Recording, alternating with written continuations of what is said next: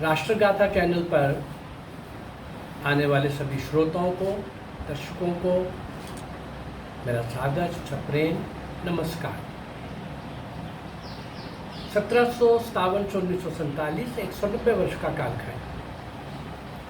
इस 190 वर्ष में मतलब ईस्ट इंडिया कंपनी के आने से लेकर ब्रिटिशर्स के वापस जाने तक का इतिहास। इस कालखंड में जिन नायक नायिकाओं ने, बाल बालिकाओं ने, किशोर किशोरियों ने, युवा युवतियों ने, हर आयु वर्ग के जिन कमाल के शौर्य और वीरता के बहुत ही रोमांचकारी पृष्ठ लिखे, रोंगटे खड़े कर देने वाले, फांसी के फंदों पर झूल गए, जेल की लंबी यात्राएं सहते सहते दम तोड़ गए,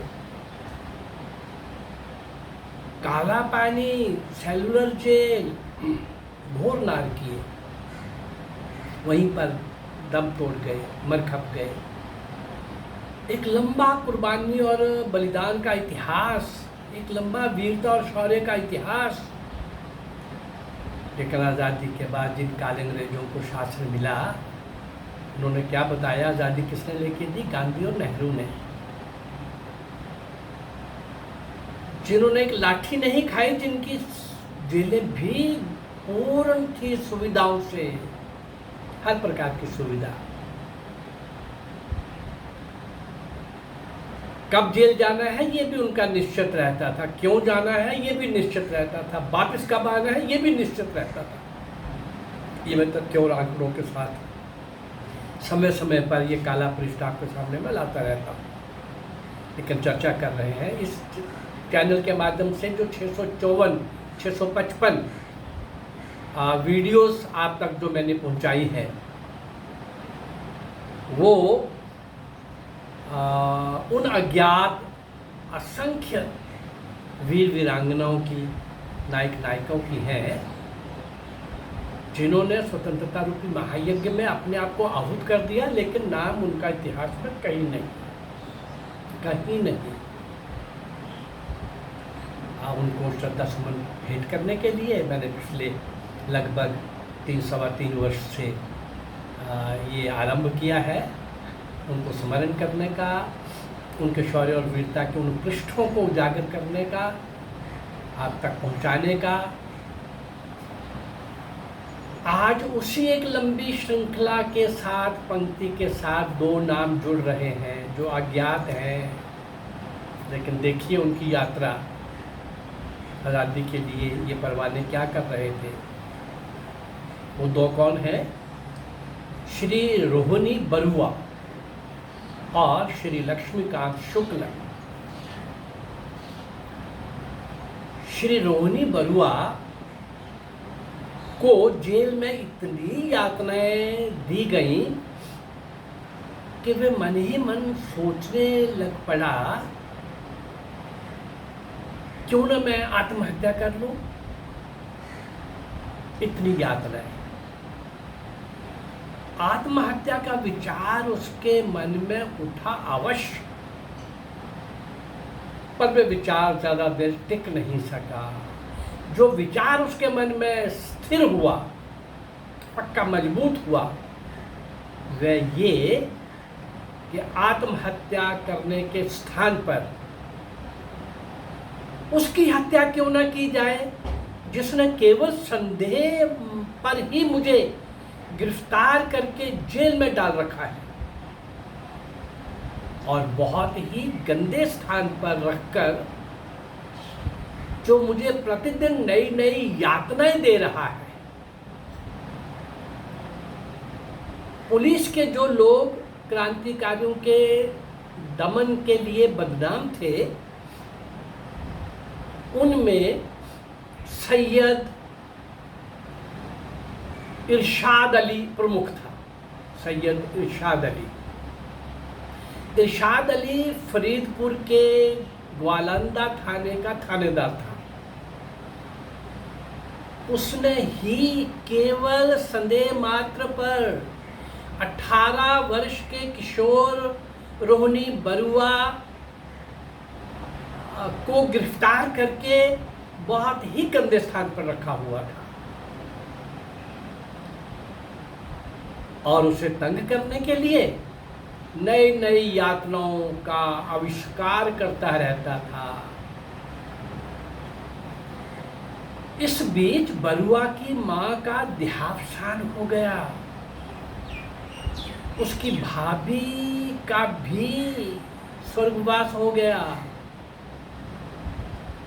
पर थानेदार इरशाद अली ने रोनी बरुआ को घर नहीं जाने दिया और ना ही उसके रिश्तेदारों से उसको मिलने दिया। एक दिन हवालातियों को थानेदार सफाई का काम बता रहा था। मिट्टी इधर से उधर पटकने के लिए रोहनी बरुआ को भी एक बेलचा दिया गया। रोहनी बरुआ ने बेलचे का बहुत अच्छा उपयोग किया। कैसे? उसने बहुत ही फुर्ती से कसकर बेलचे के 3 प्रहार थानेदार की गर्दन पर कर दिए और इरशाद अली की गर्दन उसके शरीर से लगभग अलग हो गई। ये घटना 25 जून 1935 को सुबह 8 बजे हुई। इरशाद अली केवल कुछ क्षण ही जी सका। विशेष ट्रिब्यूनल के समक्ष रोहनी बरुआ का मुकदमा पेश किया गया। 18 दिसंबर 1935 को फरीदपुर जेल में रोहनी बरुआ को फांसी के फंदे पर झुला दिया गया। उसका शव उसके आत्मीय जनों को भी नहीं दिया गया। कुर्बानी के बलिदान की ये पराकाष्ठा देखिए।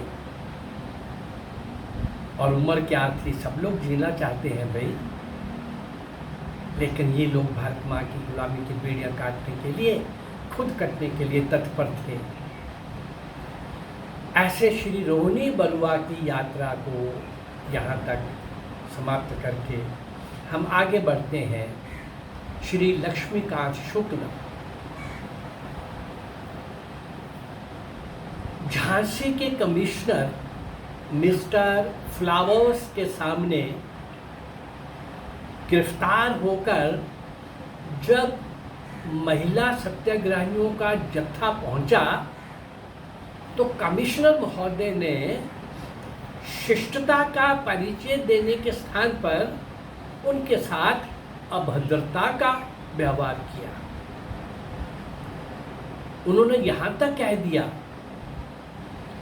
मैं आप लोगों को परिवार की प्रतिष्ठित महिलाओं के रूप में कैसे मान्यता प्रदान करूं, जब आप लोग घर की मर्यादा छोड़कर सड़कों पर निकल पड़ी हैं, तो आप लोगों के साथ वही व्यवहार किया जाएगा जो बाजारू औरतों के साथ किया जाता है। बाजारू औरत बहुत बड़ी गाली थी भाई, यहाँ तक कह दिया। कमिश्नर महोदय का ये कथन भारतीय देवियों की गरिमा के लिए घोर अपमान के रूप में था। सभी जगह इसकी तीव्र प्रतिक्रिया हुई। एक क्रांतिकारी युवक लक्ष्मीकांत शुक्ल ने तो संकल्प कर लिया कि वे कमिश्नर को मौत के घाट उतारकर महिलाओं के अपमान का बदला लेगा। वो दिन आ गया। वे 8 अगस्त 1930 का दिन था, 1930। लक्ष्मीकांत शुक्ल ने अपनी जेब में एक बम रखकर कमिश्नर मिस्टर फ्लावर्स के बंगले तक पहुंच गया। दरबान ने जब युवक का हुलिया और उसके हाव भाव का वर्णन साहब के सामने किया तो साहब ने फोन करके पुलिस को बुला लिया। लक्ष्मीकांत शुक्ल बम सहित गिरफ्तार कर लिया गया। वास्तविकता ये थी कि कमिश्नर महोदय उसके आगमन की प्रतीक्षा ही कर रहा था। कारण लक्ष्मीकांत शुक्ला के एक गद्दार साथी ने उसकी योजना की सूचना कमिश्नर को पहले से ही दे दी थी। यद्यपि उन दिनों चंद्रशेखर आजाद झांसी में ही थे, लेकिन लक्ष्मीकांत शुक्ल ने उनसे परामर्श किए बिना ही ये कांड करने का निश्चय कर डाला। लक्ष्मीकांत शुक्ल को आजीवन काला पानी की सजा हुई। आजीवन काला पानी मतलब अंडमान की सेलुलर जेल, घोरनाद किए। फांसी से 100 गुना ज्यादा कष्टदायक। 5 घंटे भी जहां आप निकाल नहीं सकते थे, वहां पर आजीवन कारावास के लिए लक्ष्मीकांत शुक्ल को भेज दिया गया। किसी को मारा भी नहीं, केवल योजना बनाई, लेकिन एक गद्दार साथी के कारण जो भी हुआ। पर ये क्रांतिकारी लोग तो ये मान के चलते थे, जान हथेली पर रख के चलते थे, हम अपने मिशन में मारने मरने में सफल होंगे कि नहीं होंगे, लेकिन हमारा रास्ता ऐसा है कि कुछ भी हो सकता है, कुछ भी हो सकता है। कारण क्या दहशत थी, बोलोगे तो जुबान काट दी जाएगी, हिलोगे तो शिक्षों में बंद कर दिया जाएगा, उठाओगे सर तो कलम कर दिया जाएगा। ऐसे खौफ और आतंक के माहौल में ये क्रांतिवीर कहीं कुछ घटनाओं को सिरे चढ़ाने में सफल हो जाते थे और कभी रास्ते में ही पकड़ लिए जाते थे। और अंग्रेजों के सामने तो एक बहाना था केस चलाने का, किसी न किसी खाते में डाल के, केस में डाल के उनको फांसी के तख्ते तक या आजीवन कारावास या फिर जेल की लंबी यातना भरी सजा ये देनी थी। 1800 से ऊपर में से 190 वर्ष के इतिहास कालखंड के क्रांतिवीर वीरांगनाएं आपके सामने ला चुका हूँ। 100 से ऊपर महिलाएं, महिला क्रांतिकारी, और अभी इस 190 वर्ष के इतिहास में और भी कुछ और एपिसोड में आपके सामने लाने वाला हूँ। अभी 655 शायद आज हुए होंगे, लेकिन ये 800 तक तो कम से कम जाएंगे।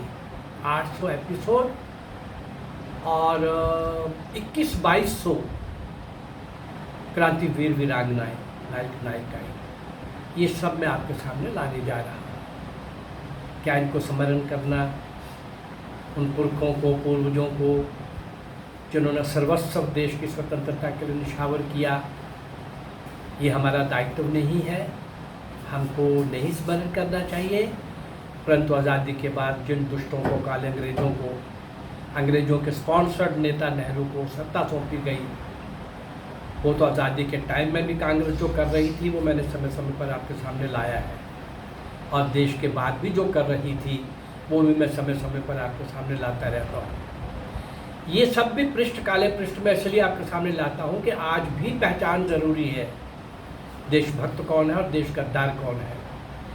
देश की सभ्यता संस्कृति के साथ, इतिहास के साथ, गर्व के साथ, गौरव के साथ, स्वाभिमान के साथ कौन जुड़ा हुआ है और कौन उस नकाब में है और कौन बिना नकाब के भी विद्रोही बनकर के इस देश के साथ खिलवाड़ कर रहा है।